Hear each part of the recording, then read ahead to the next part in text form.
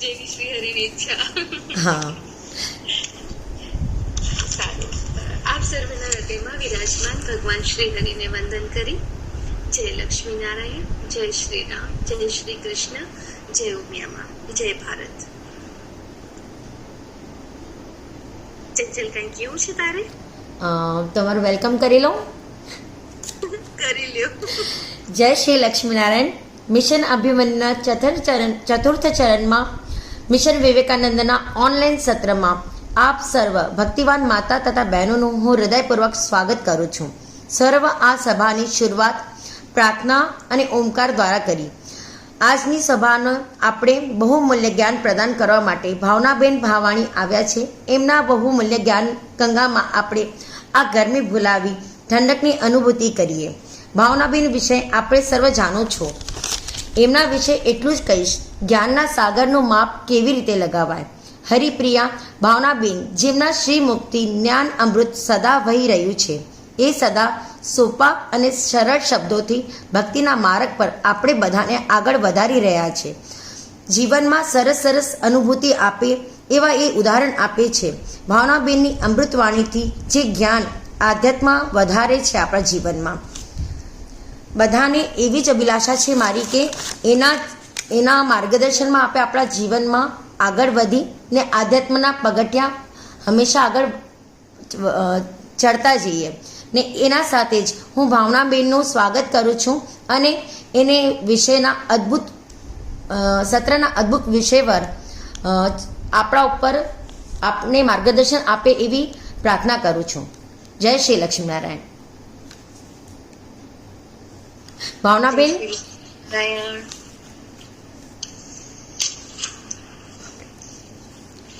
ધન્યવાદ. આજે આપણે એક અધ્યાત્મની વાત કરશું. અધ્યાત્મ અને ધર્મ બે શબ્દ ખૂબ જ પ્રચલનમાં છે અને આપણે આજે અમુક એવા પ્રશ્નો લેશું જે આપણા બધાના જીવનમાં ક્યાંક ને ક્યાંક આપણને સ્પર્શ કરે છે અને જો એની સમજણ હોય તો ધર્મ અને અધ્યાત્મ એ જુદારો છે એ મટી જાય અને ધર્મના નામે થતા સંઘર્ષો અટકી જાય. આપણું મૂળ ઇન્ટેન્શન છે કે આપણે ધર્મને એના યથાર્થ રૂપમાં સમજીએ, અધ્યાત્મને એના યથાર્થ રૂપમાં સમજશું ને તો બધી જ વિસંવાદિતા છે ને એ મિલનમાં પરિણમી જશે. આ મારો પર્સનલ અનુભવ છે, એના આધારે જ આપણે ચર્ચા કરીએ છીએ અને તમે બધા સંમત થશો જ. સૌથી અત્યારે લાસ્ટ વીક મને એક કોલ આવ્યો હતો અને એ બેન છે મારી સાથે વાત કરતા હતા તો એમણે એક વાત કરી કે અમુક એમને કોઈ મળ્યા હશે જો જેને છે ને ધર્મમાં રુચિ હોય ને એ હંમેશા એને એની સામે પ્રશ્નો આવે. બરાબર. એનું કારણ એ છે કે જેણે ભણવાની શરૂઆત કરીને એના સામે જ પ્રશ્નો આવે. જે ભણતા જ નથી, જે ફિલ્ડમાં એન્ટ્રી જ નથી કરી, એ બાબતને લગતા પ્રશ્નો આપણી સામે આવતા જ નથી. તો આપણે એન્ટર થયા છીએ, પ્રેક્ટિકલ કર્યું છે અથવા તો ચાહના છે કંઈક સત્યને સમજવાની. તો તમે ગમે તે સંપ્રદાયમાં માનતા હો, ગમે તે પંથમાં માનતા હો, ગમે તે સંસ્થાને ફોલો કરતા હો યા ગમે તે મિશનને તમે અનુભવતા હો, વોટ એવર વેર એવર, એ કાંઈ અહીંયા હું એના સંદર્ભમાં વાત નથી કરવાની, હું એક સનાતન સત્ય વિશે જ કહેવાની કોશિશ કરીશ. તો એમણે એક ફરિયાદ કરી કે એક મુમુક્ષુ છે એ એમ કે છે કે એ જેને માને છે એ સર્વોપરી છે અને મને દુઃખ લાગ્યું કે હું માનું છું એને સર્વોપરી નથી કહેતા, એ જેને માને છે એને સર્વોપરી કહે છે. ફોર એક્ઝામ્પલ કે રામ ભગવાનને ફોલો કરતા હોય, માનતા હોય, એમાં આસ્થા હોય તો એ એમ કહેશે કે રામ ઇઝ ધ બેસ્ટ અને રામ ભગવાન જ સર્વોપરી છે, બાકી બધા તો એના હાથ નીચે છે અથવા તો એના આદેશ પ્રમાણે કાર્ય કરે છે. કૃષ્ણને માનતા હોય તો એમ કહેશે. જો આ એક માન્યતા છે ને સમાજમાં હું જોવા મળે છે એટલે વાત કરું છું. કદાચ તમને આવો પ્રશ્ન ના હોય તો તમે સમજી ગયા હશો, પણ છતાં પણ આપણે ગમે તે લેવલમાં હોઈએ, આપણે સનાતન સંસ્કૃતિએ આપણને એવો રસ્તો બતાવ્યો છે કે તમે જ્યાં છો ત્યાંથી પણ તમે સંવાદિતાને પ્રગટ કરી શકો. તો એમણે મને આ પ્રશ્ન કર્યો. મેં એમને કહ્યું કે જો પહેલી વસ્તુ એ છે કે આપણી સનાતન જે સંસ્કૃતિ છે એમાં પરમ તત્વ એક જ છે. એમાં આપણે બધા સંમત થઈએ છીએ કે એક જ પરમ તત્વ છે. હવે થાય છે શું કે એ પરમ તત્વની અભિવ્યક્તિ અલગ અલગ છે. તાત્વિક રીતે એક જ છે, પરમ અનંત સ્થળ અથવા તો આપણે કહીએ કે તમે વિદેશમાં જાઓ ને તો અહીંયા તો ભારતમાં એવું બહુ ઓછું છે, પણ વિદેશમાં તમે જાઓ ને તો ત્યારે તમને રેસ્ટ સેન્ટર્સ હોય તો એ એટલા સરસ હોય, સુંદર હોય, તો ત્યાં તમને રેસ્ટ કરવા મળે, તમને પે પણ ના કરવું પડે, એ ગવર્મેન્ટ તરફથી બાંધવામાં આવે. તો તમે જ્યારે પરમ તત્વની યાત્રા શરૂ કરો ને ત્યારે રસ્તામાં ઘણા બધા સેન્ટર્સ આવે છે. એ એમનો જ લીલા વિહાર છે અથવા તો એનો જ ઐશ્વર્ય છે, પરમ તત્વનો જ શણગાર છે આ બધા લીલા વિહાર, વિભૂતિ. પણ એ પરમ તત્વ એક જ છે અને એને અલગ અલગ આવી રીતે સ્વરૂપ આપવામાં આવ્યા છે. તો મારી દ્રષ્ટિએ અથવા તો સનાતનની દ્રષ્ટિએ રામ, શિવમાં કે નારાયણમાં ભેદ ના કરવો જોઈએ. માતાજીનું સ્વરૂપ હોય કે શ્રી પ્રભુનું સ્વરૂપ હોય, ભેદ ના કરવો જોઈએ. જેની જેમાં આસ્થા હોય, જે જ્યાં સુધી એને સંતોષ મળતો હોય એની ઉપાસના એમણે કરવી જોઈએ. પણ જ્યારે બીજા કોઈ એમ કે ને કે આ મને જે મળ્યા છે એ બેસ્ટ છે, તો ત્યાં એમને વાંધો ના રાખવો જોઈએ. શું કામ કે જ્યારે આપણે ગૃહસ્થાશ્રમમાં છીએ, આપણે આપણા હસબન્ડને વરમાળા પહેરાવી ત્યારે પૂરી દુનિયામાં બધા સારા હશે, પણ આપણા માટે ઉત્તમ કોણ છે કે મેં જેના ગળામાં વરમાળા પહેરાવી એ મારા માટે ઉત્તમ છે. એટલે ઉપાસકનો એક સામાન્ય ધર્મ હોય કે એ જેની ઉપાસના કરે છે એ એના માટે સર્વોપરી હોય, પણ સાથે સાથે વિવેક રાખવાનો કે મારા માટે એ સર્વોપરી છે પણ તારા માટે પણ એ સર્વોપરી હોવા જોઈએ. આ જે તમારો આગ્રહ અથવા તો દુરાગ્રહ એ ખોટો છે. એ બધા બંધ કરી દે ને તો વિવાદ પટી જાય.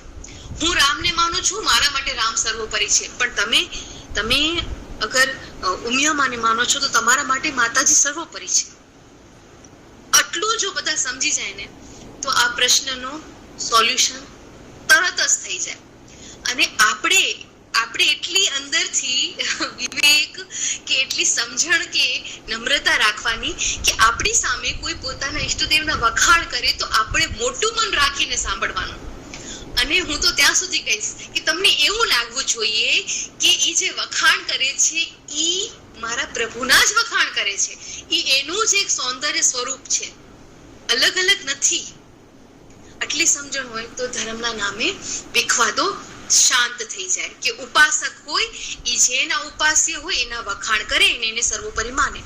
બીજો પોઈન્ટ ઓફ વ્યૂ હું એમ કહું કે શ્રી હરિ સર્વોપરી છે, પણ વાસ્તવમાં મારે એક વિચારવું જોઈએ કે જેને હું સર્વોપરી કહું છું શું એ મારા જીવનમાં સર્વોપરી છે કે કોઈના સાથે કમ્પેર કરવા માટે મેં એને સર્વોપરી કયા છે. વાસ્તવમાં મુમુક્ષુની કે ભક્તની દ્રષ્ટિ ક્યાં હોવી જોઈએ કે મેં મારા જીવનમાં ફેમને વધારે મહત્વ આપ્યું છે, ફેમસ થવાને. મેં મારા જીવનમાં પૈસાને વધારે મહત્વ આપ્યું છે.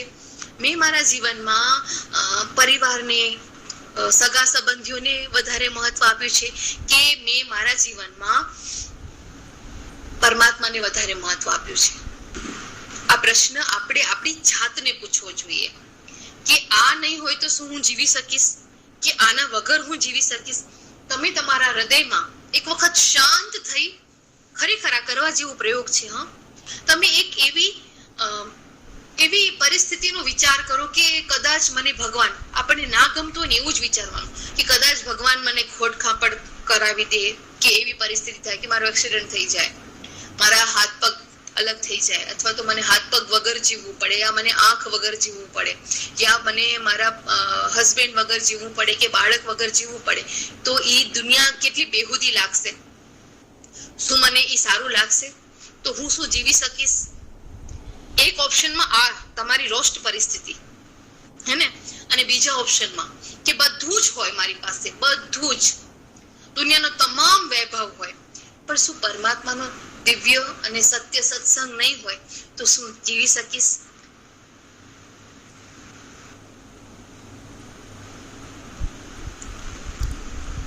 આ અંતરયાત્રા છે.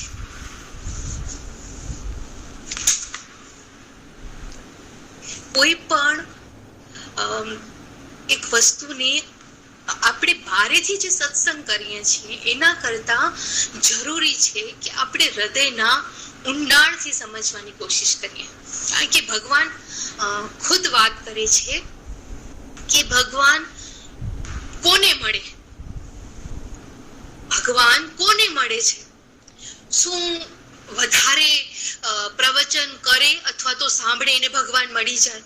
વ્યાસપીઠે બેસીને પ્રવચન કરે અથવા તો આપણા જેવા જ્ઞાનની પીપાશાના લીધે 6 થી 7 કલાક કથા વાર્તા સાંભળે તો ભગવાન મળી જાય? કે અમુક શાસ્ત્ર વાંચે તો ભગવાન મળી જાય? કે અમુક માળા કે જપ કરે કે અમુક સાધના કરે, અમુક મંત્ર અનુષ્ઠાન કરે તો શું ભગવાન મળી જાય? આસ્ક યોરસેલ્ફ, શેનાથી ભગવાન મળતા હશે? ભગવાન એને જ મળે જે ભગવાનને પસંદ કરે છે, જેને પોતાની લાઈફમાં ભગવાનને પ્રાધાન્ય આપ્યું છે, એને જ ભગવાન મળે છે. અને પછી ભગવાન સુધી પહોંચવાનો રસ્તો પણ ભગવાન જ નિર્માણ કરે છે. આપણને કરવાની જરૂર નથી પડતી. એક મુમુક્ષુને ફક્ત ચોઈસ રાખવાની છે કે આઈ વોન્ટ યુ. મને તમે જ જુઓ છો, મને તમારી જરૂર છે. મને કદાચ કાલે કોઈ નહીં ઓળખે ને તો ચાલશે, કોઈ મને રિસ્પેક્ટ નહીં આપે ને ચાલશે. આમે શરીરની અમુક અવસ્થા પછી રિસ્પેક્ટ ઘટી જ જવાનું છે. અમુક પરિસ્થિતિ આવે ત્યારે સામાન્ય આપણને બધાને ખબર છે કે જીવન કેવું છે. તો મારી પ્રાયોરિટી શું છે કે તમે બસ મારો સાથે રહેજો, બાકી કાંઈ નહીં હોય તો ચાલશે. આ આટલી તૈયારી હોય ને ત્યારે એ જે મંદિરમાં છે ને એ આપણા ઘરમાં પ્રગટ થઈને દોડવા માટે.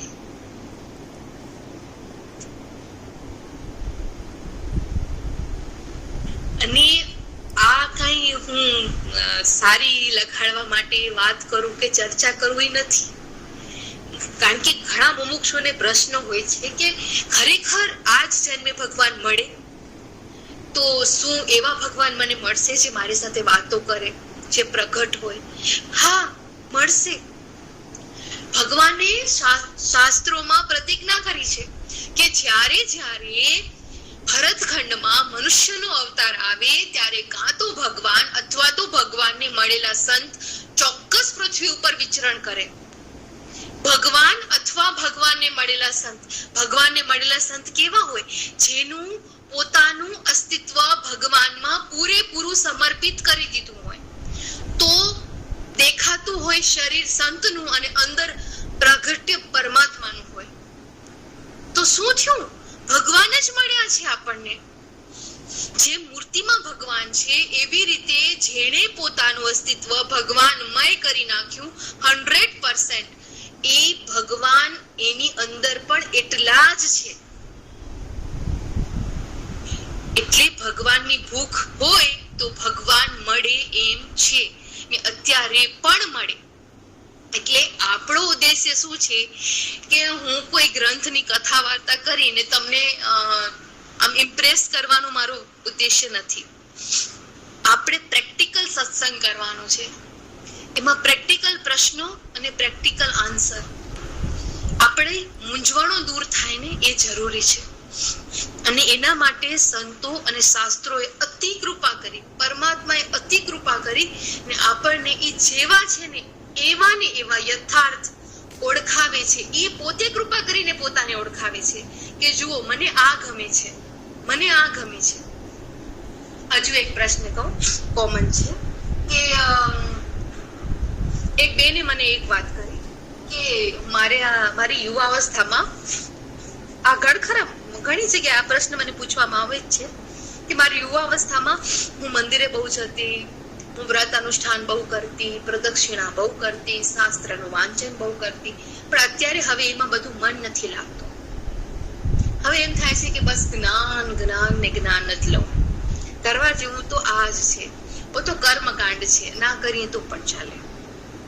તો મને પાછું પૂછે પણ ખરા, હા, ખાલી ઔપચારિકતા માટે. આપણે કહીએ ને કે આમ તો એ લોકો અંદર દ્રઢ જ કરી રાખ્યું હોય કે જ્ઞાન જ શ્રેષ્ઠ છે. મારો પ્રશ્ન એ છે કે કર્મકાંડ અને જ્ઞાનકાંડ સૌથી પહેલા જે મહાપુરુષો છે એના જીવનમાં જે સત્યને વરી ચૂક્યા છે, જેને સત્યનો સાક્ષાત્કાર છે, પછી ગમે તે સંપ્રદાયમાં હોય કે ગમે તે ફિલ્ડમાં હોય, એનું તમે આચરણ જુઓ. એ કોઈ દિવસ એના જીવન દરમિયાન પૂજા પાઠ છોડી દીધા હોય, આમ મસ્તરામ થઈને ફર્યા હોય એવું મેં નથી જોયું, અત્યાર સુધી મેં નથી જોયું. એમને એક બ્રહ્મ દશા હોય છે જ્યારે એમનો આત્મા બ્રહ્મલીન થઈ ગયો હોય દેહ છતાં, પછી એ બ્રહ્મલીન દશામાં પરબ્રહ્મનું સતત રમણ હોય એમની સાથે, ત્યારે એમનું આચરણ તમને કદાચ દુનિયાના આચરણથી અલગ લાગે, પણ એ બહુ ઉચ્ચ કક્ષા છે. આપણે બહુ નોર્મલ ઇન્સાન છે, આપણે આપણી હકીકત જાણી રાખવી જોઈએ, રાઈટ? અને જેને મને પ્રશ્ન કર્યો હતો ને એ પણ નોર્મલ લાઈફ જીવે છે. હવે થાય છે શું કે એની મન એની સાથે રમત કરે છે, એનું મન રમાડે છે કે સાધન કરવાની જરૂર નથી, આપણે જ્ઞાન લેવું છે. પણ વાસ્તવમાં સાધનને સાધન તરીકે કરવાની જરૂર નથી, સાધનને પગથિયા તરીકે કરવાની તો બહુ જ જરૂર છે કે આપણે પરમ તત્વમાં ડૂબકી લગાડી શકીએ. અથવા તો ડૂબકી એટલે શું ખબર છે? તમે 24 કલાક પોતાની જાતને ભૂલી શકો તો હું તમને વંદન કરું, અત્યારે ચરણ સ્પર્શ પણ કરી લઉં અંતરથી, પણ શું શક્ય છે? જો જવાબ નામાં હોય ને તો ધીરે ધીરે પ્રેક્ટિસ એ કરવાની છે કે આપણે આપણી માપપટ્ટી, આપણી માન્યતાઓથી ઉપર ઉઠી ને સાચું સત્ય જ્ઞાન મેળવી ને પરમ તત્વમાં આપણું અસ્તિત્વ ઓગાળવું છે. હરેક ગ્રંથ, વેદ, ઉપનિષદ બધાનો સાર એટલો જ છે કે જો તમને તમારા ભગવાન પરમ તત્વ, જ્યાં તમને વિરામ કરવો છે, અંતિમ વિરામ, એ તમને મરીને નથી કરવો, અત્યારે ને હમણાંથી એની પ્રેક્ટિસ કરવાની છે, તો જ પછી થશે. અત્યારે આપણે ફક્ત વાણીથી લઈ આવશું કે જ્ઞાન જરૂર છે, જ્ઞાન, પણ આપણા આચરણમાં શું એ જ્ઞાન દેખાય છે? પ્રશ્ન છે, નથી દેખાતું. જે બેન વાત કરતા હતા એને જ્યારે કઈ પ્રોબ્લેમ્સ આવે છે ત્યારે એ પ્રાર્થના કરે છે ભગવાનને. આચરણમાં જ્ઞાન ઉતર્યું ક્યારે કહેવાય? જો તમને ખરેખર બ્રહ્મદશા થઈ ગઈ હોય તો તમને આ દુનિયાની કોઈ પણ ગમે એવી પરિસ્થિતિ, ગમે એવી એટલે બિલકુલ ના ગમે એવી પરિસ્થિતિમાં પણ તમારું મન 1% બી વિચલિત ના થાય તો તમે ઈ કક્ષાએ છો જ્યાં તમને કદાચ માળા ના કરવી પડે કે કદાચ પ્રદક્ષિણા ના કરવી પડે. પણ શું આપણી ઈ દશા થઈ છે? શું આપણે ઈ બ્રહ્મની અનુભૂતિમાં 24 કલાક રહી શકીએ છીએ? જો જવાબ નામાં હોય તો અત્યારે સાધનને સાધન નથી માનવાના, પણ સિદ્ધ કક્ષાએ પહોંચવા માટે એને પગથિયા બનાવી પ્રેક્ટિકલી એને કેવી રીતે કરવા તો આપણે વધારે આપણા લક્ષ્ય તરફ ગતિ કરીએ એ શીખવાની વાત છે. અને એ શીખવું જોઈએ, જ્યાં તમને શ્રદ્ધા હોય ત્યાંથી શીખવું જોઈએ. પણ બ્રહ્મ કોદાળ એક શબ્દ છે, બ્રહ્મ કોદાળ થઈને ના બેસાય, એટલે કે બ્રહ્મની મોટી મોટી વાતો કરે અને સેવા કોની કરે? પત્નીની ને બાળકોની. એને બ્રહ્મ કોદાળ કહેવાય. આપણે બ્રહ્મ કોદાળ નથી થવું, બ્રહ્મ ઉપાસક થવું છે. અને પોસિબલ હોય તો બ્રહ્મ રૂપે વર્તીને પરબ્રહ્મની આરાધના કરવી છે, એનામાં વિલીન થવું છે.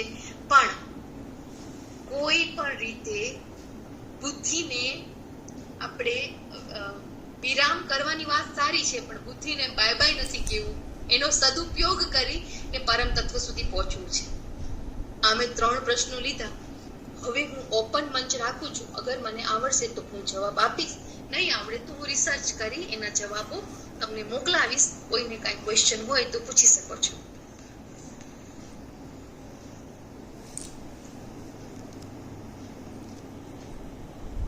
ઇટ્સ ઓપન નાઉ. કોઈને કાંઈ પણ પ્રશ્ન પૂછવો હોય તો તમે પૂછી શકો છો. અને આ મેં જે કહ્યું એમાં પણ કાંઈ ના સમજાતું હોય કે તમને કાંઈ વિરોધ અનુભવાતો હોય તો પણ તમે બિંદાસ બોલી શકો છો.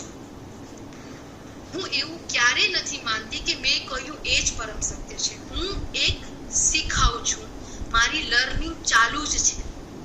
બરાબર છે. હું ઓન ધ વે છું, એક વિદ્યાર્થી છું. એટલે હું ક્યારે પણ ફાઇનલ જજમેન્ટ ક્યારે કોઈને ન આપું. મારી શીખવાની પ્રક્રિયા ચાલુ છે.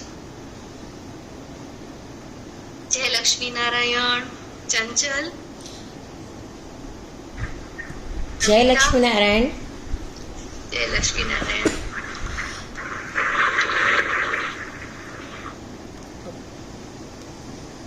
બેન, જેમ કે આપણે આધ્યાત્મિક માર્ગમાં આગળ વધીએ તો કર્મકાંડના બહુ અલગ અલગ તરીકા હોય, ઠીક છે. પણ કોક બહુ જ જેમાં બહુ બધું જેમ કે સમય લાગતો હોય ને આપણે સ્થિર ના બઈએ કે તો ઇન શોર્ટ કંઈક એવી ચીજો કરીએ કે જેનાથી આપણે એટલી ટાઈમ સ્થિર થઈને આપણી ચીજો આસાનીથી કરીએ કે. હા, સાચી વાત છે. તમારો પ્રશ્ન પણ બહુ સરસ છે કે એઝ અ ગૃહિણી આપણી પાસે ઘણી વખત સમય ના હોય. આપણે કોકની માતા છીએ, રોલ તો નિભાવવાના છે, ભલે આપણને આત્મા માનીએ, બરાબર, અથવા તો આપણી વૃત્તિ પર બ્રહ્મમાં જોડાઈ ગઈ હોય, છતાં પણ આ લોકમાં આવ્યા છીએ તો અહીંયાના રોલ પ્લે તો કરવું જ પડે. તો મેં જોયું છે ને આપણે બધાનો અનુભવ છે, આપણી પાસે એવો સમય બહુ લિમિટેડ હોય કે જ્યારે આપણે પલાઠી વાળીને બેસી શકીએ એક જગ્યાએ ને કોઈ ભગવાન રિલેટેડ એક્ટિવિટીમાં એન્ગેજ થઈ શકીએ. એવો સમય બહુ ઓછો છો. તો ચંચલ, અમે જ્યાં ભણીએ છીએ તો પ્રેક્ટિસ કરીએ છીએ, ત્યાં અમને એવા લાઈવ લેસન્સ આપે છે કે જે અમે હરતા ફરતા કરી શકીએ અને સાધન પણ કરી શકીએ અને સમજણને બદલાવીને સાધન કરી શકીએ. એવો એક તરીકો છે, એવી એક પ્રેક્ટિસ છે. હું તમને એક્ઝામ્પલ આપું તો તમને ખ્યાલ આવશે. અમને છે ને કોઈ પણ તમે સત્યને મેળવવા માટે કોશિશ કરજો, સૌથી પહેલું તમને એ તો શીખવું જ પડશે કે તમે એક આત્મા છો, બરાબર. તો આત્માનું સ્વરૂપ શું છે? તો તેજોમય. આત્મા તેજોમય છે, પ્રકાશિત છે. તો હવે આ વસ્તુ સતત આપણને યાદ રહે અને બાકી કાંઈ પણ થાય, માળા થાય અથવા તો આપણે રસોઈ કરતા હોઈએ અથવા તો વોશિંગ એરિયામાં કાર્ય કરતા હોઈએ ત્યારે આપણે એક મોબાઈલને લગાડી શકીએ અગર પોસિબલ હોય તો, અથવા તો મંત્ર જપનું પેલું જે પ્લેયર આવે છે આપણે સ્ટાર્ટ કરી શકીએ, ત્યાં રાખી શકીએ. તો કાર્ય કરતા કરતા મંત્ર પણ થઈ શકે અને તમારી સાધનાથી રિલેટેડ તમને આગળ વધારે તમારી સાધનામાં એવા પ્રવચન્સ પણ તમે સાંભળી શકો. અને પ્લસ અમે એ હોમવર્કમાં લિટરલી અમારા હાથ ઉપર આપણા કાંડું હોય ને ત્યાં અમે લખ્યું તેજ, તાકી કામ કરતા કરતા જેટલી વખત નજર પડશે, સાયકોલોજી કહે છે તમે જેટલું એ ચીજને પ્રેક્ટિસ કરશો ને જેટલું પુનરાવર્તન થશે એટલું તમારી માન્યતા દ્રઢ થશે. અને આ એક દિવસમાં થનારી વસ્તુ નથી, આ કન્ટિન્યુશનમાં કરવાની વસ્તુ છે, આત્મા બોધ. તો એ અમે અમારા હાથમાં લખીએ છીએ તેજ. અને અમારો જ્યારે પણ નજર પડે ને ત્યારે તેજ યાદ આવે ને એટલે જે અલગ વાળી ફિલિંગ થાય કે ના, this body is not I am તેજ, આઈ એમ લાઇટ. ખરેખર આ પ્રેક્ટિસ કરે ને એને ખબર પડે કે પ્રેક્ટિસ કરવાથી શું થાય ને પ્રેક્ટિસનું રિઝલ્ટ શું છે. હું કહી દઈશ ને તમને થઈ જશે એવું નથી. આ એક લાઈવ લેસન છે, આવી રીતે લેસન કરવાનું છે અને આવી પ્રેક્ટિસીસ એવી છે જેમાં મને બેસવું નથી પડતું આ આત્મબોધ કરવા માટે કે હું એક આત્મા છું. સતત મારા અંદર એ વસ્તુ ચાલુ રહેશે. સાધનની જગ્યાએ થશે, છતાં સાધનનો ભાર નહીં હોય કે મેં આટલી માળા કરી. કારણ કે કોઈ દિવસ તમે વિચાર્યું છે કોઈ આ તેજ હોય એ કાંઈ માળા કરી શકે? તેજમાં કોઈ હાથ હોય કે કોઈ પગ હોય કે કોઈ ક્રિયા હોય, કોઈ લાઈટ ને કાંઈ બંધન જેવું હોય? ના હોય ને. તો સીધે સીધું આપણું જે પણ થાય છે એ ક્યાં ટ્રાન્સફર થાય? ભગવાન કરવા વાળા ભગવાન છે, એની શક્તિથી એ જ કરે છે. આપણે તો તે જ છીએ. કેટલી મોટી ફિલોસોફી છે જેના ઉપર કેટલા શાસ્ત્રાર્થ થાય છે, અત્યારે પણ ચાલુ છે. અલગ અલગ મતો અને સંપ્રદાયના શાસ્ત્રાર્થ ચાલુ છે કે સત્ય શું છે.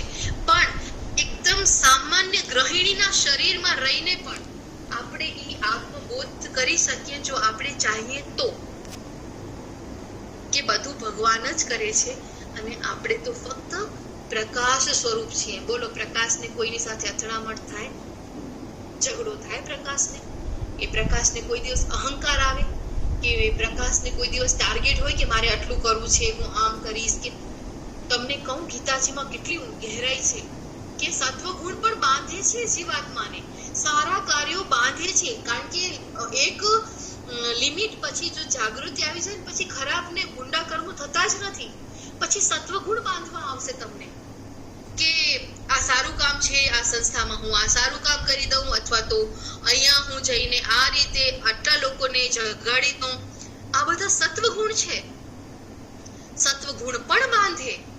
અથવા તો મેં આટલા જપ કર્યા, આટલા અનુષ્ઠાન કર્યા, આટલા મંત્રો, શું છે? આ સત્વગુણ છે.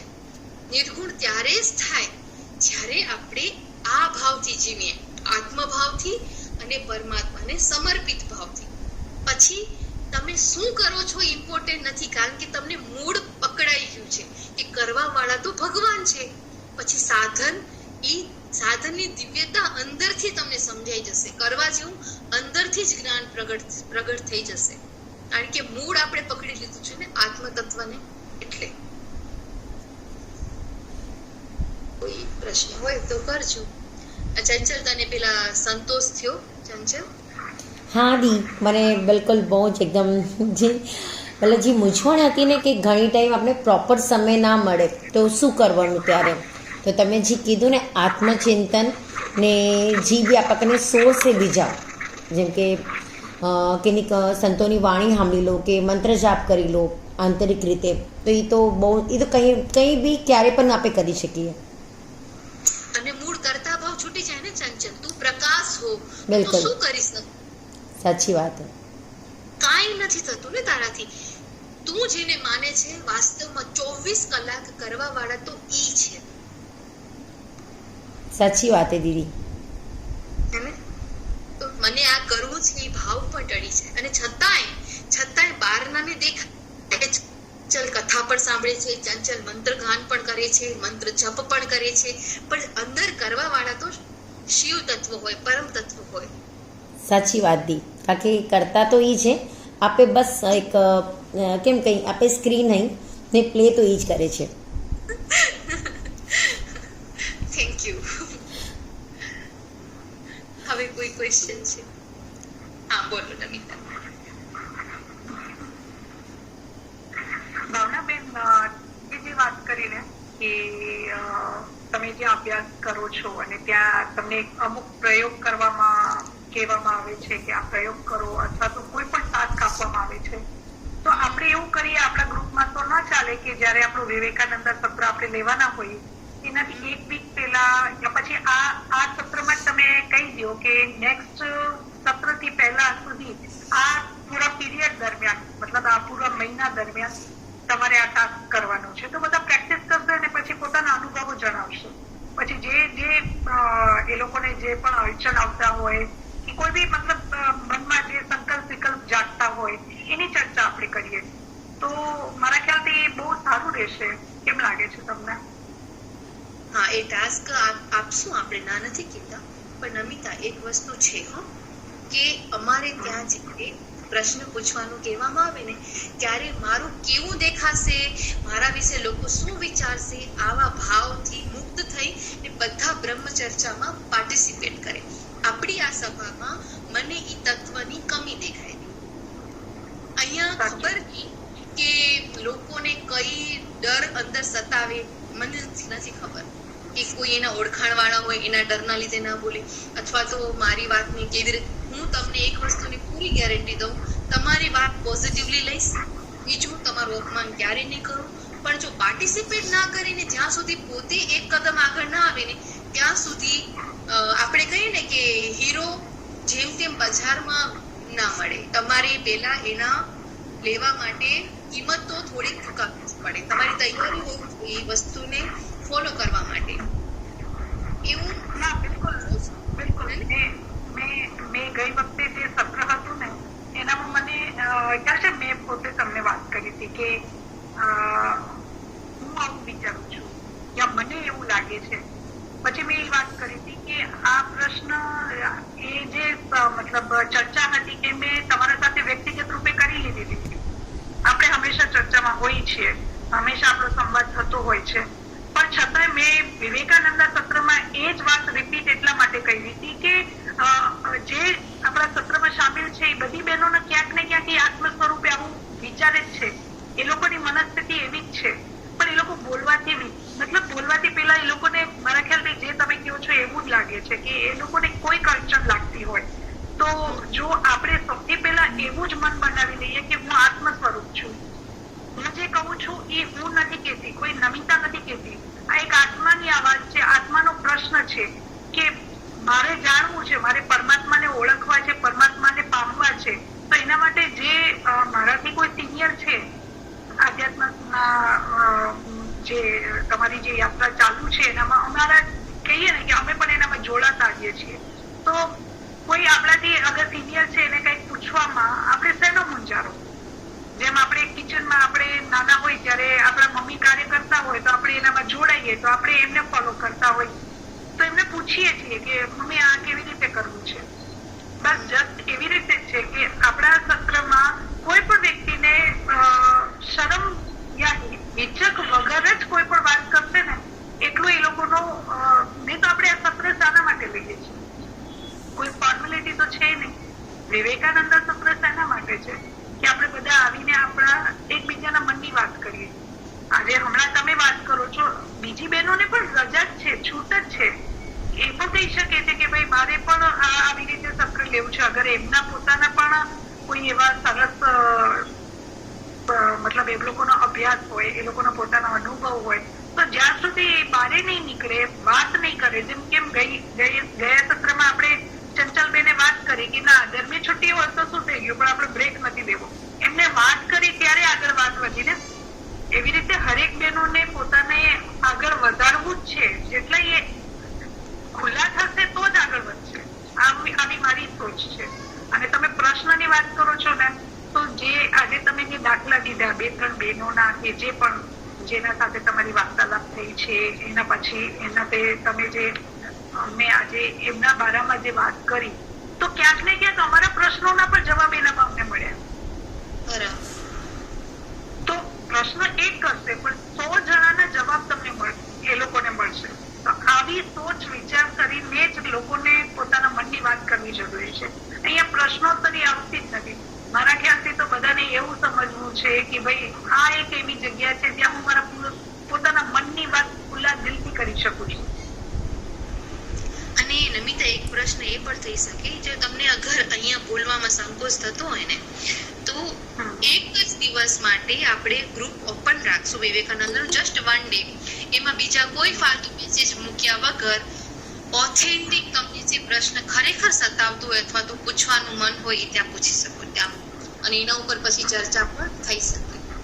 અને છતાં એવું પણ થઈ શકે ભાવનાબેન, જેમ કે એ વાત આપણે પહેલા પણ કરી હતી ગ્રુપમાં કે તમને કોઈ પણ પ્રશ્ન હોય તો આજે જે પ્રશિક્ષક બેન આવવાના છે, જેમ કે એક વખત તમે આવ્યા, પછી ગીતાબેન આવ્યા, ચેતનાબેન આવ્યા, તો આજે આ પ્રશિક્ષક આવવાના છે તો તમને કોઈ પ્રશ્ન હોય તો તમે એમને પૂછી શકો છો. કોઈના પ્રશ્નો નથી આવતા, બરાબર? અગર એ ગ્રુપમાં લખવામાં વિચાર કરે છે તો પર્સનલી તો મૂકી શકે છે ને. તમારો નંબર બધા પાસે છે જ. હા, તો હવે આપણે એવું કરશું છે, હા ગ્રુપમાં નંબર છે. હા ના, ગ્રુપમાં નંબર છે અને જેમ કે જે મેસેજ આપણે નાખીએ છીએ તો એ મેસેજ ના નીચે તમારા નામ સાથે જે પ્રશિક્ષક બેન આવશે એ બેનના નામ સાથે એમનો નંબર પણ આપણે એડ કરી નાખશું. એવું બી કરી શકાય. આપણે વ્યવસ્થા બધી ઊભી કરી દેવા તૈયાર છીએ, પણ માત્ર આપણો જે એક કહીએ ને કે મિશનનો જે એક ધ્યેય છે ને એ જ છે કે આપણે ખાલી ફોર્મેલિટીમાં ના રહીએ કે હા આપણું એક મિશન છે, મિશનના આપણે એક સભ્ય છીએ, આપણે સાથી છીએ એટલે આપણી ફરજ છે કે આપણે મહિનામાં એક વખત સત્ર અટેન્ડ કરીએ. ના, ફોર્મેલિટી નથી રાખવાની. આપણે અગર આનામાં પોતાના મનની વાત આગળ વધારશું તો અનેક અન્ય લોકોના પણ પ્રશ્નોના જવાબ આપણને મળશે આ જ ગ્રુપમાંથી. આવું વિચારીને આપણે આગળ વધવું છે. સાચી વાત છે નમિતા તમારી. અને છતાં જો એ લોકો નહીં કરે તો આપણે ફર્સ્ટ લેસનની થોડી ચર્ચા કરી લઈએ નમિતા, કે હા, જેનું આપણે કહીએ ને પ્રથમ પગથિયું સૌથી પહેલું, તો એના માટે એક સરસ લેસન છે.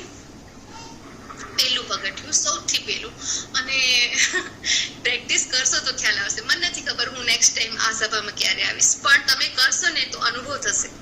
અમને જ્યારે આપવામાં આવ્યું ને આ લેસન ત્યારે પહેલી વખત સાંભળીને એવું લાગ્યું કે ધીસ ઇઝ વેરી ઇઝી યાર, આઈ કેન ડુ ઇટ.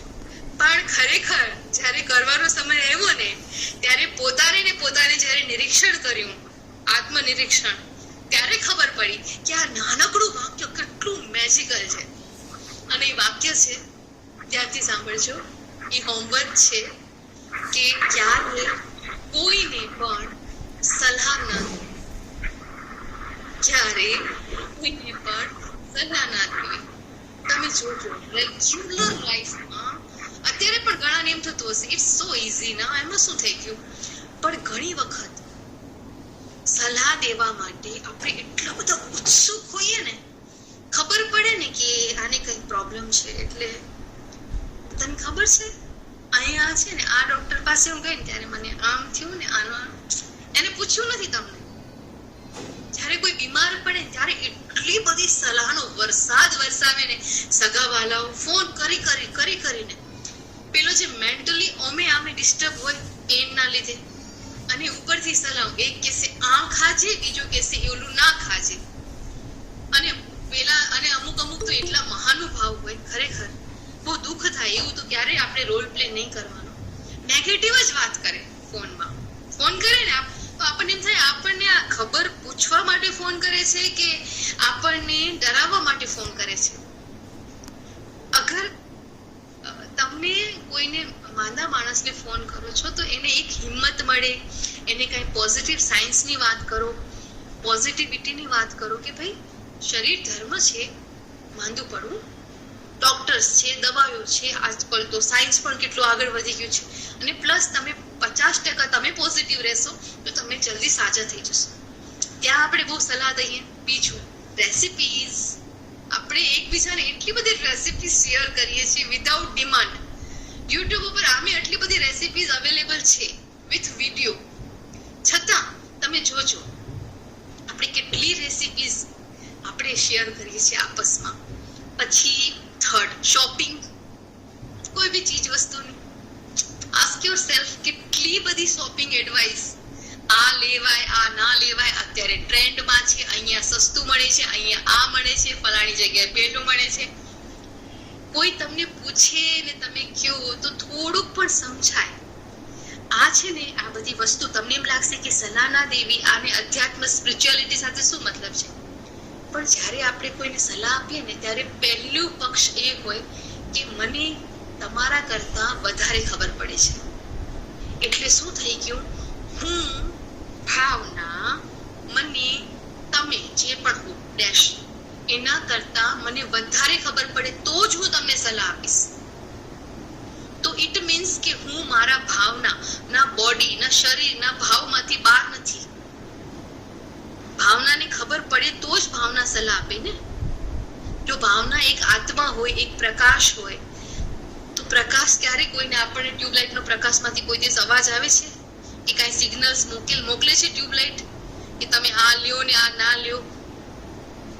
આપણને આત્મતત્વમાં જીવવું આ છે. એનું પહેલું પગથિયું છે સલાહ નહીં દેવાની.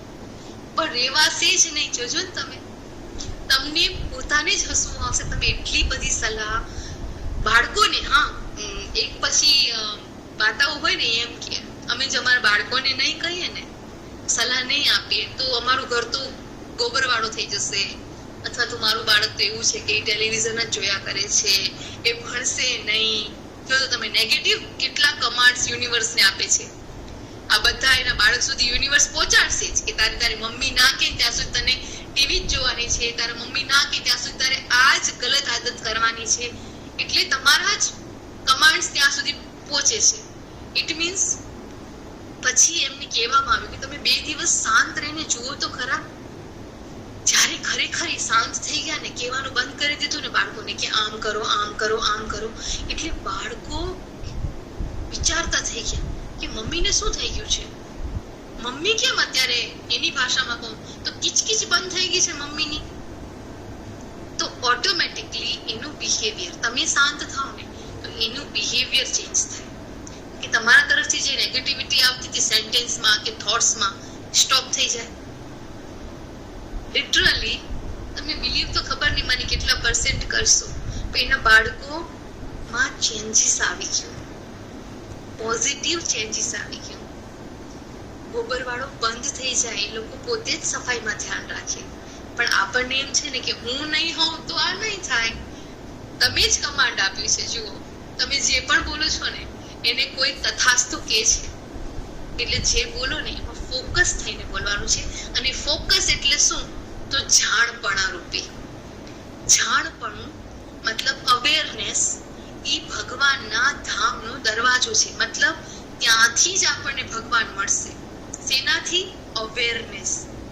અવેરનેસના માટે જ આ પહેલું પગથિયું છે કે સૌથી છોટામાં છોટી વાત, અધ્યાત્મની દ્રષ્ટિએ આ તો સાવ નાની વાત છે કે કોઈને સલાહ ન આપવી. અને હવે તમે ઓબ્ઝર્વ કરજો કે કેમ થાય છે. અસ્તુ. જય લક્ષ્મીનારાયણ.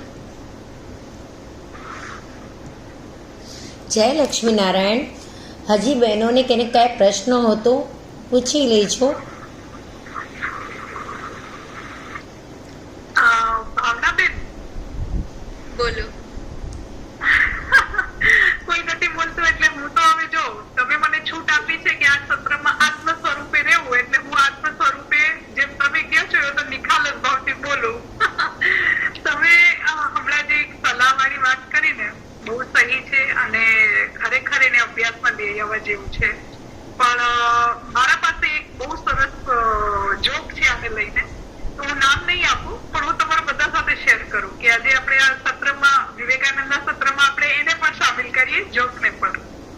એક વખત એક ભાઈ, એમને હાર્ટ એટેક આવ્યું, તો એમના ઘરે બધા એમને બોલાવવા આવે તો બધા સારી સારી સલાહો આપે કે ભાઈ તારે છે ને આ દવા ખાવાની, સવારે આટલા વાગે ઉઠવાનું, આવું ખાવાનું, આવું પીવાનું, તેલને મૂકી દેવાનું, માખણ ખાવાનું, ઘીમાં રાંધીને ખવડાવવાનું, મતલબ ખાવાનું કહેવાનું, એવું બધું આમ. કે પછી વ્યસન નહીં કરવાનો, ગુટખા નહીં ખાવાના, ક્રોધ નહીં કરવાનો, કેટલી બધી સલાહો. જેટલા નવા લોકો આવે બોલાવા, બધા એના હિતે શું હતા, બધા એને એમ કહેતા કે ભાઈ તું આમ કરજે, વળી બીજું આવે ભાઈ તું આમ કરજે. એટલી બધી સલાહો સાંભળી ને પછી ભાઈ જયારે ઘરના બધા પરિવારજનો સાથે બેઠા હતા ને, બધા મહેમાનો ગયા, એમ થયું કે હવે મહેમાનોનું આવવાનું ઓછું થઈ ગયું છે. એમને એમના પરિવારજનોને શું કહ્યું ખબર છે? એક સરસ મજાનું ભજન આવ્યું હતું વચ્ચે, એ એમને ભજન ગાયું અને બધા પરિવારજનોને કહ્યું કે પ્લીઝ હવે જે પણ મહેમાન આવે ને એમને કહેજો કે તમે માત્ર એમને મળી અને જે સલાહ આપી હોય ને પરિવારજનોને આપજો, મને ના આપજો. અને એ ભજન છે, હું કઈ ગાંડો નથી રે, હું કઈ ગેલો નથી રે. એટલે આવું થાય છે કે લોકો સલાહ આપવા માંડે છે ને તો એમને એ પણ નથી ખબર કે આ વ્યક્તિ ઓલરેડી બીમાર છે. એ બીમાર વ્યક્તિને આપણે ટોકીને આટલી બધી સલાહો આપીને એ માણસને પાગલ નથી કરી નાખવું. એ વ્યક્તિને એમ થયું કે જો આ જ હાલત રહી, આવી રીતે લોકો આવીને મને સલાહો આપશે ને તો એ દિવસ દૂર નથી, મને વળી પાછું એડમિટ થવું પડશે હોસ્પિટલમાં.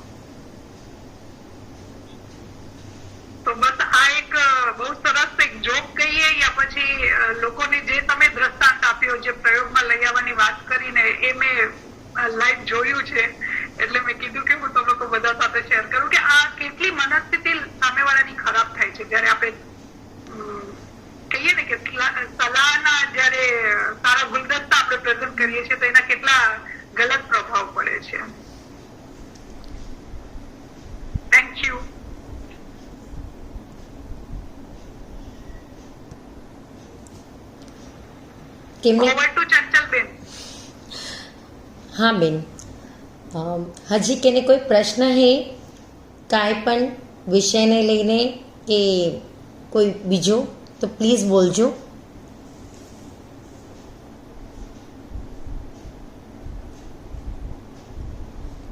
તમારા પ્રશ્નોથી જ બીજાના બી પ્રશ્નો સુલઝી શકે, એટલે પ્લીઝ મૂંઝાતા નહીં. જય લક્ષ્મીનારાયણ. હા. બોલી લો તમે ચંદ્રબેન, પછી હું બોલું. હા બોલો બેન. હા, હું એમ કીધું જેમ કે આપણે તેજોમય આત્મા છીએ બેને કીધું તો સાચી વાત છે, પણ આપણે જેમ કે સલાહ ના આપી શકીએ તો તેજોમય આત્માનો તેજ હોય તો બીજાને પ્રકાશ તો આપી શકે ને, એને સારી હિલિંગ્સ આપી શકે.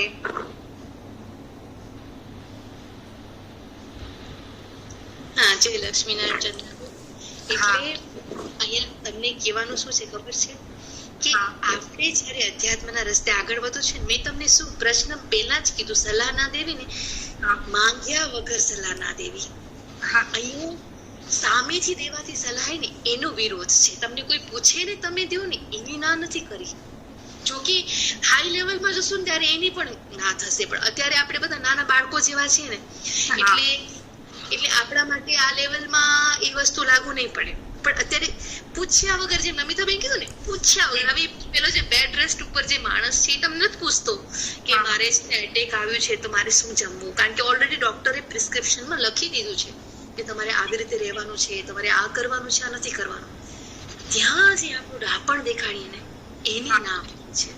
પણ તમને કોઈ કાંઈ પૂછે ને તમને ખ્યાલ હોય અને એનાથી એને મદદ થતું હોય તો ના નથી. એટલે આપણે આપણો કન્સેપ્ટ છે ને ક્લિયર હોવો જોઈએ. તમે પ્રશ્ન પૂછ્યો એટલે ખૂબ ખૂબ ધન્યવાદ. કે આવો વિચાર પણ કોઈના મનમાં હશે તો એને પણ ક્લિયર થશે કે આપણો કન્સેપ્ટ ક્લિયર હોય કે આપણે સામેથી ડાપણ નથી દેખાડવાનું. હા, સામેથી નથી દેખાડવાનું, પણ આમ જેમ કીધું ને કે તેજોમય આત્મા તો એ પોતાનું જેમ કે સારી હિલિંગ, સારા હો એ તો પ્રેઝન્ટ કરી શકાય. Very nice. આ લેવલમાં કરી શકાય. નેક્સ્ટ લેવલમાં જ્યારે આપણે જશું ને ત્યારે પછી ઠાકોરજી ખબર નહીં શું કહેશે. અત્યારે તો કરી શકાય. આ છે ને મારું જે આ આપણે કહીએ ને અર્ધ સત્ય છે, અર્ધ સત્ય કરી શકાય. કારણ કે જે અધ્યાત્મને ઉચલી કક્ષાઓ છે એ વાતો અત્યારે આપણે નથી કરતા, એટલે આ લેવલમાં કરી શકાય. બરાબર? હા, ધન્યવાદ. ધન્યવાદ બેન. કઈ વાંધો નહીં બેન, પૂછતા રહેજો. લીનાબેન, જય લક્ષ્મીનારાયણ. જય લક્ષ્મી. જય લક્ષ્મી. અને બેન મારે એ કેવું હતું કે તમે જે કીધું જે હાલતા ને ચાલતા આત્માનું ચિંતન કરવું કે મંત્ર જાપ કરવું કે સંતોને સાંભળવાનું, તો એ તો છે, પણ આપણે જોઈન્ટ ફેમિલીમાં રહેતો ને ત્યારે કાંક ને કાંક ડિસ્ટર્બન્સ થાય પડ્યો તો એ સમયે શું થાય, આપણે ક્રોધ આવી જાય. ક્યારેક એવું થાય, એમ હું મારી વાત કરું છું, બીજાને મને નથી ખબર, તો એ ક્રોધ ક્યારેક આવી જાય તો ત્યારે એ ટાઈમમાં શું કરવું આપણે? બહુ સરસ પ્રશ્ન છે ખરેખર, નિખાલસતાથી પૂછાણું હોય.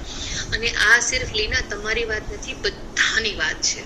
કોઈ જોઈન્ટ ફેમિલીમાં રહે છે અથવા તો કોઈ ન્યુક્લિયર ફેમિલીમાં રહે છે, પણ તમે જ્યાં રહ્યો છો ત્યાં તમને કોઈની સાથે એડજસ્ટમેન્ટ કરીને રહેવું જ પડે. ઘણી વખત પોતાના પતિ સાથે, બાળકો સાથે, જોઈન્ટ ફેમિલીમાં તો વધારે પડતું આપણે કમિટમેન્ટ કરવું પડે ને ઘણા બધા વિચારોની સાથે આપણને ચાલવું પડે. આપણું ધાર્યું થાય ખરું અથવા તો ના પણ થાય, ના થાય એના ચાન્સીસ વધારે હોય, ધાર્યું થાય એના કરતા. બરાબર છે? તો એક તપસ્યા છે. જોઈન્ટ ફેમિલીનું જીવન એક તપ છે.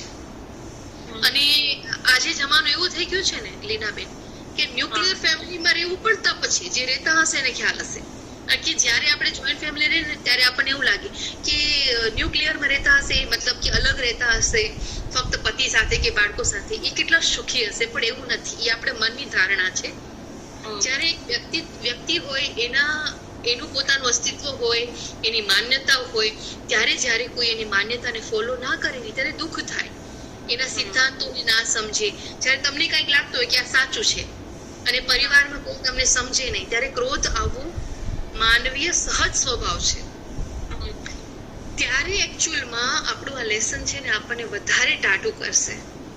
કારણ તમને કહું, જ્યારે થોડીક પ્રેક્ટિસ કરશો પછી ખ્યાલ આવશે. પણ જ્યારે તમે આ વિચારશો ને કે મારું ધાર્યું નથી થતું, મતલબ આ સિદ્ધાંત પ્રમાણે નથી થતું, રાઈટ, થોડું ડિફિકલ્ટ મારો જવાબ એક્સેપ્ટ કરવો, પણ ખરેખર પ્રેક્ટિસથી એક્સેપ્ટ થશે. અને એ છે ને આ જવાબ છે એ કોઈ એક અઠવાડિયા માટેની પ્રેક્ટિસ નથી. પહેલી વસ્તુ, આ લાઈફ લોંગ ચાલે ને એવી એક પ્રક્રિયા છે. અત્યારે પણ અમે આને ફોલો કરીએ છીએ ને આમાં કેટલા વિઘ્નો આવે છે ને એ જે એના રસ્તા ઉપર કે પ્રેક્ટિસ કરે ને એને જ ખબર પડે. તો ચોક્કસ આપણને દુઃખ થાય, ક્રોધ આવે, ચીડચીડું પણ થાય, પણ એટલી જ સહજતાથી એક વાત કહીશ કે જો તમે આ પ્રેક્ટિસ છતાંય ચાલુ રાખશો, બ્રેક આવશે, ઠીક હે, બ્રેક આવશે, ગુસ્સાની ક્ષણને પાર કરીને પાછું કોશિશ કરવાનું, પાછું જોઈન્ટ થઈ જવાનું. ના, મારાથી તો મને ગુસ્સો આવી ગયો ને, હવે તો હું આ પ્રેક્ટિસ નહીં કરું, એમ છોડવાની નથી. ગુસ્સો આવે, તમારું ધાર્યું ના થાય. ઘણી વખત તમે સાચા પણ હો અને સામે પક્ષમાં કોઈ જે હોય તમારી સામે એ કદાચ ખોટા પણ હોય, કદાચ ખોટું પણ હોઈ શકે. તો એ સમયે આપણે નવા સાધક છીએ, આ રસ્તે પહેલું પગ માંડ્યું છે, એટલે કન્ટિન્યુટીમાં કરવાનું. એ કન્ટિન્યુટી જ આગળનો રસ્તો ક્લિયર કરશે અને ખૂબ જ મોટું વરદાન છે જોઈન્ટ ફેમિલીમાં.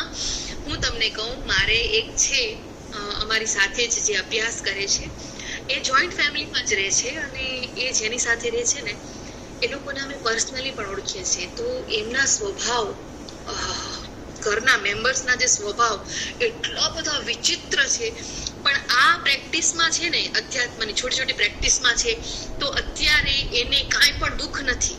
નહીંતર તમે વિચાર નહીં શકો, જોઈન્ટ ફેમિલીમાં કોઈ સુખી હોય ને આનંદમાં ખિલખિલાતું હોય, કોઈ પણ ફેમિલીમાં, ઈ આજના જમાનાની કન્સેપ્ટના હિસાબે બંધ બેસે નહીં, પણ ખરેખર આવી છોટી છોટી પ્રેક્ટિસથી તમારી અંદર જે સમસ્થિતિ આવી જાય છે ને, ગીતાજીનો જે યોગ છે ને, એ તમારી અંદર જે પ્રગટ થાય ને, પછી લીનાબેન તમે ગમે એવી જોઈન્ટ ફેમિલીમાં રહો ને, તમને કશું ના અડે. અને એનો એક જીવતો જાગતો તમને દાખલો દઉં. મોદીજીનું કાલે એક ઇન્ટરવ્યુ જોયું, એમાં એ કહેતા હતા કે ગાળો દેવા પાસે ગાળો દે છે ને એની પાસે ગાળો ખૂટી ગઈ છે, હસતા હસતા કહેતા હતા. તો આપણને તો કોઈ કાંઈ કહી દે ક્યારેક તોય આપણને માઠું લાગી જાય, તમને કે મને બેવું ને. એમને તો મોટી મોટી ગાળો ને, કારણ કે પોતે મોટા સ્થાન પર છે, તો કેટલું સારું નરસું કે જ છે ને લોકો એમને. તો એમ ઈ જયારે વિરક્ત રહી શકે છે ને, તો કાંઈક તો હશે ને અધ્યાત્મમાં પાવર. મોદીજીને તમે પણ ઓળખો છો એટલે હું એનું નામ લઈ શકું છું. મારી ફ્રેન્ડનું નામ લઈશ તો તમને એમ લાગશે કદાચ ફ્રેન્ડશિપના લીધે એનું ફેવર કરે છે, પણ ખરેખર સ્પિરિચ્યુઆલિટીમાં એક પાવર છે, એક શાંત પાવર જેનો કોઈ તોડ નથી. તમને ગમે ત્યાં મૂકી દે દુનિયાના કોઈ પણ ખૂણામાં અથવા તો કોઈ પણ એવી પરિસ્થિતિમાં, છતાંય તમે આનંદિત જીવન જીવી શકો છો. આ અમૃત છે ને સ્પિરિચ્યુઆલિટીની છોટી છોટી પ્રેક્ટિસથી આ સ્થિતિ તમારી અંદર ક્રિએટ થશે. બસ તમે તમારું ધૈર્ય ના છોડજો, જે પ્રોબ્લેમ્સ આવે એનાથી કન્ટિન્યુટી ના છોડજો, પ્રેક્ટિસ ચાલુ જ રાખજો. ધન્યવાદ બેન. કઈ વાંધો નહીં, તમે પ્રશ્નો કરો બસ. હા ટીનાબેન, થેન્ક યુ. અમિતાબેન, અમિતાબેન તમે હેન્ડ રેઝ કર્યો? હેલો, હા, જય લક્ષ્મીનારાયણ. જય લક્ષ્મીનારાયણ. હા જય લક્ષ્મી. હું કોટમમાંથી ડીજીઆરથી બોલું છું. હા બોલો. હવે તમે આ જે કીધું ને એમાં જ મારો આન્સર ગયો. ખૂબ સરસ કીધું. આ જે જોઈન્ટ ફેમિલીનું હતું ને, એમાં આપણને ગુસ્સો આવે તો બધાના સ્વભાવ પણ એક સરખા ના હોય, ત્યારે શું કરવું એમ. એજ બેન, એજ છે અધ્યાત્મમાંથી જવાબ ઉઠશે. આવી કીધું છે. ધન્યવાદ, ધન્યવાદ પ્રશ્ન કરવા માટે. ખૂબ ખૂબ ભાવનાબેન, આજે તમે પ્રશ્નોત્તરી રખાવો છો ને, એ એટલી સરસ છે ને કે જેમ કે લીનાબેને કે ચંદાબેને વાત કરી, તો કેમ એમની વાતના લીધે અમિતાબેનને એનો જવાબ મળ્યો, ચંદાબેનના લીધે મને મારા પ્રશ્નનો જવાબ મળ્યો. એટલે આ પ્રશ્નોત્તરી કહું છું ને કે આને તમે તમારા સેશન પછી છે ને કમ્પલ્સન રાખી જ દો. કોઈ નહીં બોલે ને તો મારા જેવું તો બોલશે. હું તમને કહું, આનામાં મને હજુ યાદ આવ્યું જે લીનાબેને વાત કરી ને કે ગુસ્સો આવે ને તમે જે કીધું કે સ્પિરિચ્યુઆલિટીમાં એક બહુ સરસ એક જાદુ છે, મેં પોતે અનુભવ્યું છે. મારામાં છે ને પેશન્સ બહુ ઓછું હતું પેલા, બહુ જ એટલે આમ કોઈએ એમ કીધું ને કે કેમ કે હું પોતે પણ ભગવાનની બહુ મોટી દયા હતી કે જે ટાર્ગેટ હોય ને મારું કે મને 5 મિનિટમાં આટલું કરવું છે તો 5 મિનિટમાં કરી જ લેતી, થઈ જ જતું. તો મને કોઈ ના કરી આપે ને તો મને એમ થાય કે યાર આમ કેમ ઈ છે કે પંક્ચ્યુઅલ બી બહુ હતી કે આટલા વાગે મારે આ ઉઠવું છે કે બેસવું છે, અહીંયા જવું છે, તો હું પહોંચી જ જતી. પણ સામેવાળું કેમ ના કરી લે? મતલબ આ તો હું બી એક માણસ છું, હું કરી લઉં છું તો કેમ? એટલે મારા મનમાં બહુ એમ થતું, બહુ પેલાની વાતો છે આ બધી.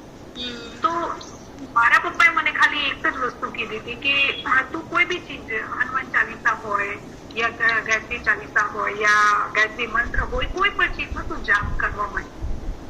તને જયારે એમ થાય ને કે તું કોઈની રાહ જોવે છે કામના માટે અથવા તો એમના સમય માટે, એમના પહોંચવા માટે, કંઈક પણ કારણ હોય તો તારે છે ને કોઈ પણ ચીજનો જાપ કરવા માંડી જવાનો. અને સાચે મેં આ મેજિક જોયું, મેં જન્મંગલના પાઠ ચાલુ કર્યા કે મારે આ બોલવા છે એમ.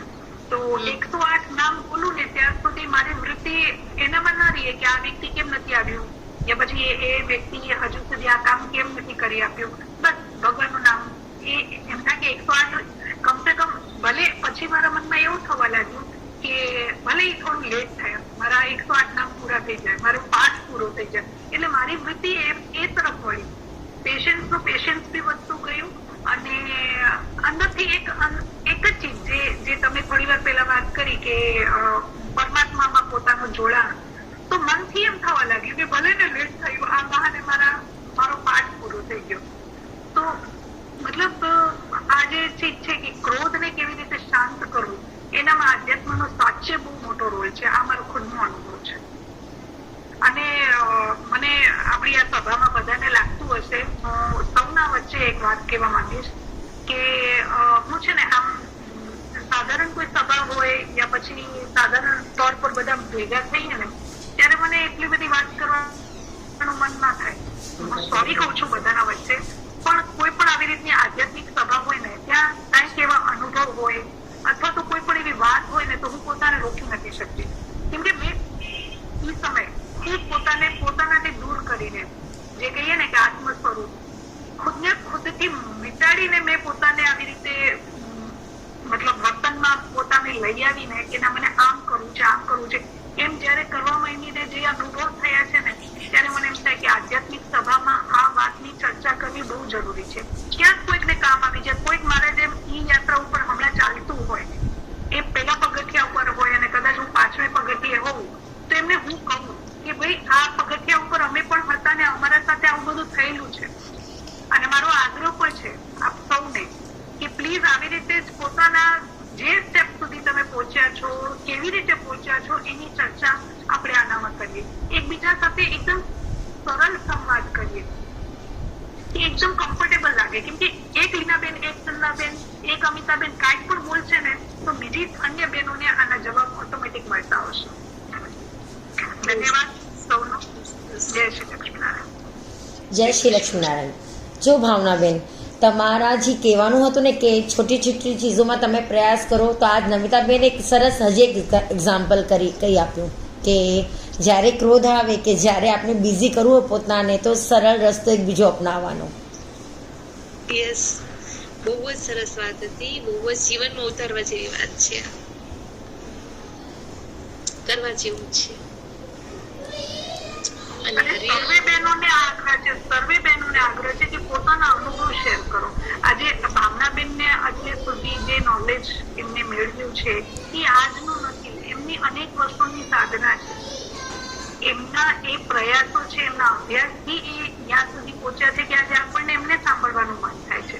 એવી રીતે આપણે બધા એકબીજા સાથે વાત કરશું તો જ ખબર પડશે ને કે આપણે કયા પગથિયે ઉભા છીએ. ના બેન, સાચી વાત છે. પાર્વતીબેન, તમને કઈ કેવું છે? જય શ્રી કૃષ્ણ. જય શ્રી કૃષ્ણ. હા, બસ આજે તો આ પહેલું સત્રમાં ચાલુ થયું ત્યારે એમ લાગતું હતું કે ઘણા પ્રશ્ન પૂછવાના છે, પણ એટલા બધા હમણાં પ્રશ્ન પૂછ્યા ને એમાં જ બધો મારો જવાબ મળી ગયો. એટલે હવે બીજું કઈ પૂછવાનું રહ્યું નથી. પણ એક તો હું જરૂર કહીશ ભાવનાબેનને કે નમિતાબેનને કે જે તમે કહો છો એ બહુ સરસ લાગે છે, પણ મને બસ એક જ વાતનો કે તમારો કેમેરો ચાલુ ન હોય ને એટલે સામેવાળાની બોલવામાં કે સાંભળવામાં થોડી ઓછી મજા આવે. થેન્ક યુ, તમે એવું કહ્યું. પણ એકચ્યુઅલમાં દીદી એવું છે ને કે જ્યારે દેહભાવ ટાળવાની વાત આવે ને હા એમાં આ જાણી જોઈને કરવામાં આવતી વાત છે. નહીંતર કેમેરો ચાલુ કરવામાં it's not a difficult task. એક આંગળી બસ ગુમાવવાની છે અને કેમેરો ચાલુ થઈ જશે. પણ શું થાય કે ઘણી વખત કોઈ તમારા સુધી ના રોકાઈ જાય. નહીંતર આગળ કેમેરો ચાલુ હોય તો એ પોસિબિલિટી છે કે જે મૂલ્યવાન વસ્તુ આપવામાં આવે છે ને એના તરફથી કદાચ ધ્યાન ડિસ્ટ્રેક્ટ થઈ જાય. તમારા હાવભાવથી કે તમારી વાણી વિલાસથી કે ગમે એ વસ્તુ હોઈ શકે. સમજે છે? ફક્ત સૌંદર્ય આંખોને અટકાવતું નથી, ઘણી બધી વસ્તુ આંખોને અટકાવે છે. એટલે આ સાયકોલોજી પણ છે. પાર્વતીબેન, થેન્ક યુ, તમે આ પ્રશ્નની વાત કરી. પણ અમે જે એક સભા કરીએ છીએ 4 થી 5 વર્ષ થઈ ગયા. એ સભામાં અમારા જે મેન્ટર છે એ ક્યારેય એમનો કેમેરો ઓન નથી કરતા અને એઝ અ રિઝલ્ટ અમારું પૂરું ફોકસ વોટ શી સેઝ, એ શું કહે છે, ખરેખર એ શું કહેવા માંગે છે એનામાં જેટલા બધા ધ્યાનસ્થ થઈ જાય ને કે કેમેરાની જરૂર રહેતી જ નથી. મેં પહેલા 2-3 સેશનમાં મારો કેમેરા ઓન રાખ્યો હતો એઝ અ રિક્વેસ્ટ હતી, તો આઈ સે ઓકે, ઇટ્સ ઓકે. પણ પછી મને લાગ્યું કે ના, આ સિદ્ધાંત ખરેખર સાચું છે. ઘણી વખત તમને ખ્યાલ છે પાર્વતીબેન કે આપણે કોઈ માણસને મળીએ ને ત્યારે ઘણી વખત એવું થાય, કોઈનો ફેસ કટ કોઈને જોડે મેચ થતો હોય તો આપણે એ વિચારમાં જોઈએ મેં આને ક્યાં જોયો છે, કે મેં આને ક્યાં જોઈ છે. ના, આવા ઘણા બધા ડિસ્ટ્રેક્શન્સ છે. આ તો ફક્ત એક એક્ઝામ્પલ છે, હે ને? તો આવા બધા ડિસ્ટ્રેક્શનથી બચીને ફક્ત આપણું ફોકસ એક પરમ તત્વ, શિવ તત્વ ઉપર જ હોય તો મારા ખ્યાલથી વધારે સારું છે. અને એના માટે હું તમારી પાસે માફી માંગુ છું. તમે મારા કરતા મોટા છો, તમને 2 હાથ જોડીને માફી માંગુ છું. પણ મને માફ કરજો, પણ હું કેમેરો બંધ રાખીશ. હા, મને માફ કરજો તમે બધા. સોરી. ના, તો માફ કરવાનું નથી. ના, તો મને સમજાયું કે આ શા માટે કેમેરો બંધ રાખે છે, એટલે હવે ધ્યાન આ તરફ જ જશે ને. હા, બરાબર. તમારું કહેવાનું હતું એ મારો પ્રશ્ન જે હતો એનો આ જવાબ મને મળી ગયો હવે કે શા માટે કેમેરા બંધ રહે છે. સોરી તમને અગર પેલું લાગ્યું હોય તો. ના, ગેરસમજ દૂર કરી એટલે ધન્યવાદ ભાવનાબેન, નમિતાબેન. પ્રીતિબેન, તમને કઈ કહેવાનું છે?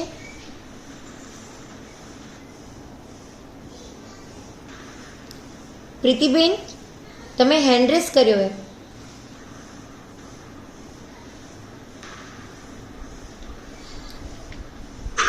હેલો, જય લક્ષ્મીનારાયણ. જય લક્ષ્મીનારાયણ. જય સનાતન. જય સનાતન. ખૂબ સરસ લાગ્યું આજનો સેમિનાર અટેન્ડ કરવામાં. ખૂબ જ આનંદ આવ્યો. કંઈક નવું જાણવા અને ઘણું બધું નવું જાણવા મળ્યું. એના પછી કહેવાનું એ છે કે લીનાબેને જે વાત કરી ને કે જોઈન્ટ ફેમિલીમાં, એમ ન્યુક્લિયર ફેમિલીમાં પણ એવું થાય છે. જોઈન્ટ ફેમિલીમાં કે વારો પછી વારો 2 વખત બીજાને દઈએ તો 1 વખત આપણો.